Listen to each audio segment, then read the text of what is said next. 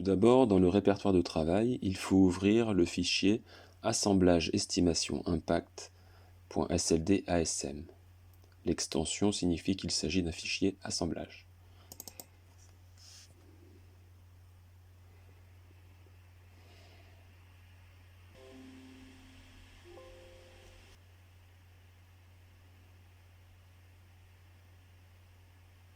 Le logiciel indique qu'il y a des erreurs de reconstruction, mais ce n'est pas grave, cela n'empêchera pas de faire le calcul.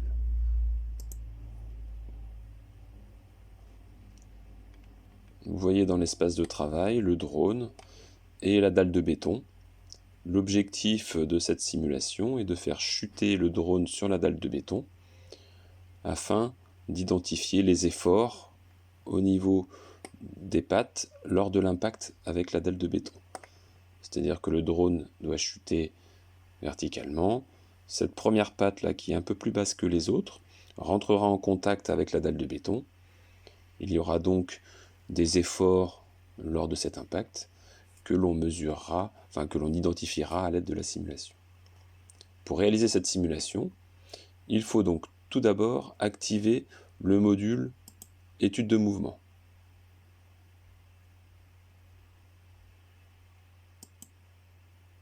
Passer en analyse de mouvement.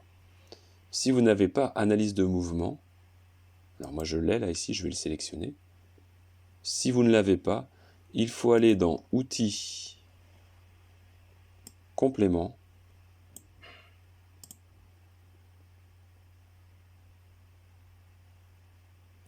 et activer SolidWorks Motion de part et d'autre, et SolidWorks Simulation, que vous pouvez activer également.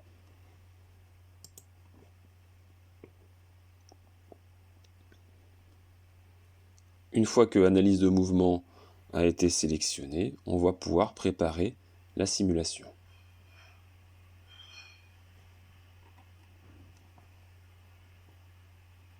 La première étape consiste à définir la gravité.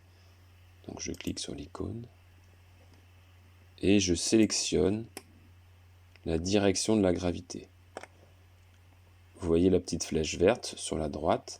Cela indique que là, la gravité est selon l'axe Z, Z-, ce qui ne correspond pas à ce que l'on souhaite, puisque nous souhaitons une gravité selon l'axe Y-, afin que le drone chute bien sur la dalle de béton.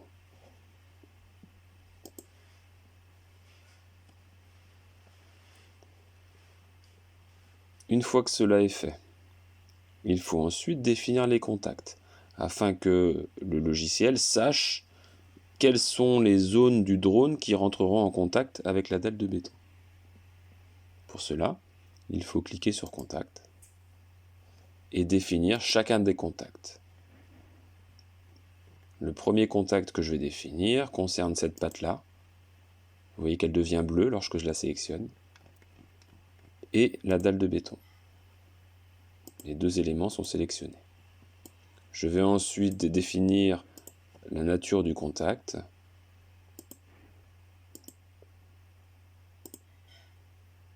Et je valide. Il faut répéter l'opération pour les 4 pattes.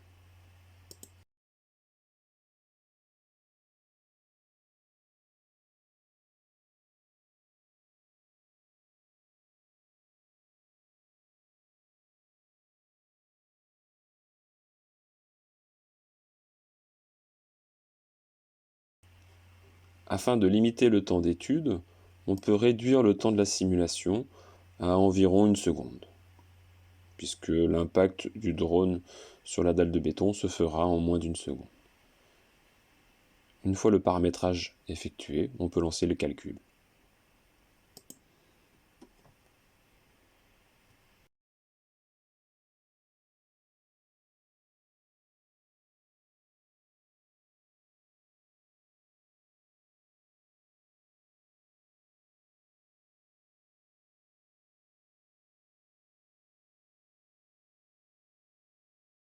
Une fois la simulation réalisée, il reste à analyser les résultats.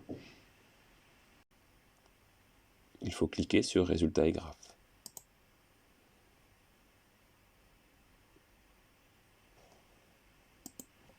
Sélectionner Force.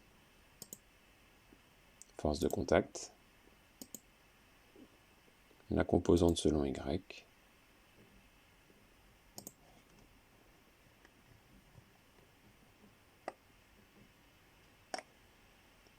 cliquez sur la première surface qui sera en contact avec le sol. Cliquez également sur le sol et validez. Une courbe apparaîtra avec le niveau d'effort en fonction du temps. Je vous laisse analyser les résultats. Vous noterez notamment l'effort maximal, qui s'exprime en newton, bien évidemment, et vous pourrez reporter tout cela dans votre compte-rendu. À vous de jouer.